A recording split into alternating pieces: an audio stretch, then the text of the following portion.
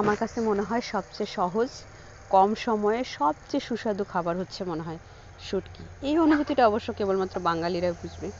আজকে চাপা শুটকির ভুনা খুবই সিম্পল এবং 2-3টে ইনগ্রেডিয়েন্টস দিয়ে যেটা আমি করি সেটা আপনাদের সাথে শেয়ার করি। রান্না করার জন্য পেঁয়াজ রসুন এটা একটু বেশি পরিমাণে লাগে, আর এটাতে মানে কালারফুল হবে কিন্তু ঝাল সেই পরিমাণে একটু কম হবে। সে কারণে মরিচগুলো আপনাদের ইচ্ছা, আপনি 10টা দিবেন 12টা দিবেন। মরিচগুলো 2 ভাগ করে বিচিগুলো আলাদা করে, তারপর হচ্ছে আমি যখন ভয়েস দিচ্ছি পাখির শব্দ কিচিরমিচির শব্দ শোনা যাচ্ছে, তাই না? গ্রামে থাকা মজাটাই আলাদা কিছু কিছু ক্ষেত্রে আর কি।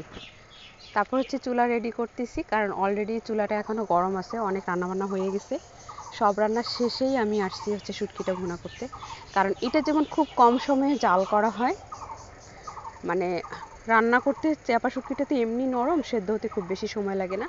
আর পেঁয়াজ আর রসুনটা সেটাও কিন্তু খুব লাল লাল করে ভাজা যায় না, জাস্ট একটু সেদ্ধ হবে আর একটু কালার আসবে, মানে খুবই সামান্য পরিমাণে। এই জন্যে দেখা যায় হায়েস্ট 4 থেকে 5 মিনিটের মধ্যে এটা রান্নাটা হয়ে যায়। আমি কড়াইতে তেল দিয়ে রসুন পেঁয়াজগুলো দিয়ে দিলাম, তারপরে হচ্ছে একটু ভেজে নিব, যাতে করে শুধুমাত্র যখন দেখবো যে এগুলো একটু সেদ্ধ হয়ে গেছে, জাস্ট সামান্য একটু কালার আসছে, তখন আমি এখানে আর 2টা ইনগ্রিডিয়েন্ট শুধুমাত্র লবণ আর হচ্ছে হলুদ গুঁড়ো সামান্য একটু দিয়ে দিব শুটকির অনুযায়ী। আর শুটকি নিচে আমি হচ্ছে 5টা শুটকির জন্য আমি খুব সম্ভবত এখানে হাফ কাপ রসুন হাফ কাপ পেঁয়াজ হবে। পেঁয়াজটা একটু বেশি, রসুনটা হচ্ছে হাফ কাপ, পেঁয়াজটা হাফ কাপের থেকে বেশি হবে। তারপরে যে বাটা শুকনো মরিচের বাটাটা দিয়ে একটু নেড়ে, তারপর হচ্ছে যে মাঝখানে শুটকিটা দিয়ে আমি বাটিতে যে কাঁচামরিচটা ছিল, সরি শুকনো মরিচটা ছিল, সেখানে ওই বাটিটা জাস্ট একটু ধুয়ে শেষে পানি দিছি। এখানে কোনো পানি ব্যবহার করিনি আমি।